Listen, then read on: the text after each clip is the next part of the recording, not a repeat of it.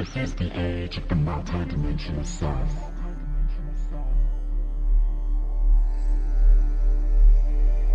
Hi there, it's Kelly here from Divine Alchemy Healing, co-creator of 2 Pendulum Alchemy workbooks.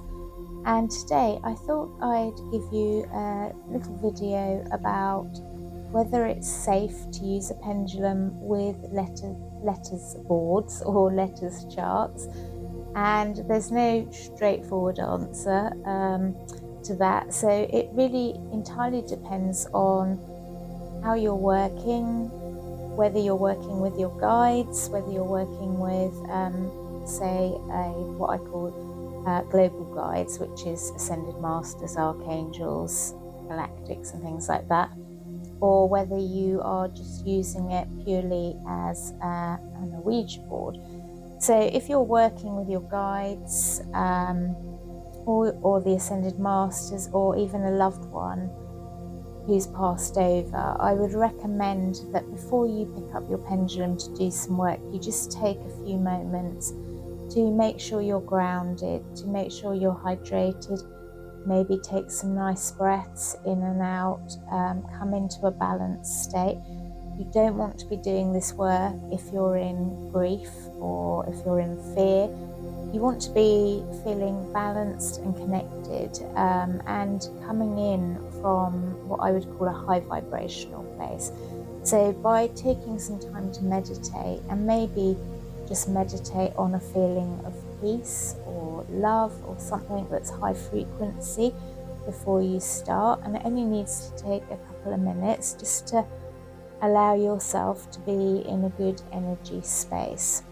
Once you've done that, you can go on and you can pick up your pendulum. And again, I would make a connection.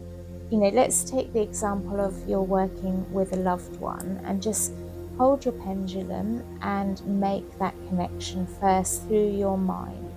So, for example, you're going to think about your person while you're holding your pendulum and welcome them in. Then you're going to suggest or ask that would they like to connect with you through using the pendulum and the letters board. And then once you've done that, you're ready to go. The same with guides. My thing that I would say not to do, let's say, is to work with random entities or call in random entities or spirits or ghosts, whatever you want to call them, to work with you on a letters board, because just like the Ouija board, you don't know who you're getting. Also, there are entities that sort of are, I was going to say marauding around, but they're looking out for people that don't really know what they're doing. That, again, taking something like an Ouija board, you can work with it very safely if you know what you're doing, but if you don't know what you're doing, you're sort of just opening up and inviting anyone in. So with entities that maybe haven't passed for whatever reason and gone back to source, they're coming in with all the emotions, addictions, behaviors, thoughts and feelings that they had when they were down here on Earth. And Earth is a school, it's a place where we have some difficult learnings. So you're sort of like, it's almost like opening up to the world and going, hey, whoever wants to come and be with me, you can, with no boundaries. And yes, you might get the odd benevolent entity that's just happening to hang around, but you're much more likely to draw in ones that like to mess with humans and create fear. And of course, when you've done that, it's not just for the time that you're using a letters chart or board or an Ouija board. They might stay with you because if they've got in, they've got in. And we've seen so many people that have suffered really quite terrifying events happening to them through the use of opening up with an Ouija board. So a letters chart and a letters board is the same thing. It's just a different way of working. If you've got a pendulum, you're asking for the pendulum to be moved by whoever it is that you're working with.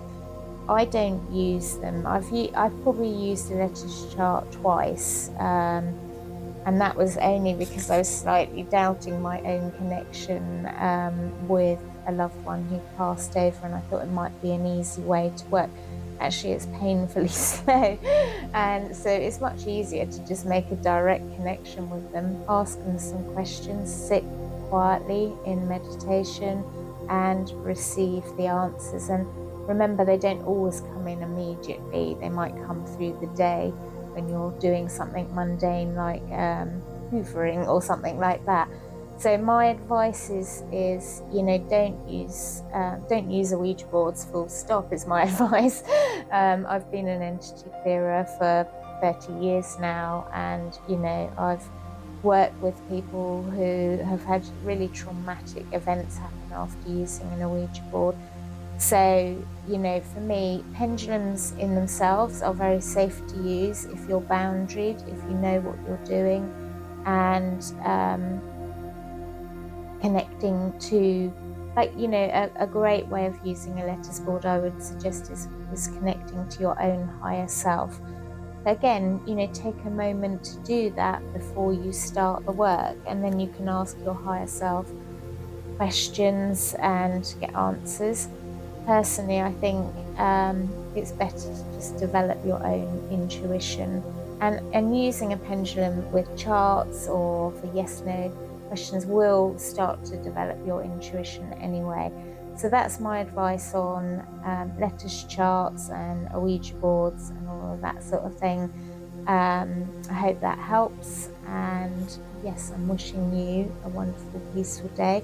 If you'd like to know more about our books or our courses that we've got coming up in therapeutic pendulum healing, then go to our website, which is www.divinealchemyhealing.co.uk. And as always, thank you for watching, thank you for listening, and thank you for existing. Take care. Bye-bye.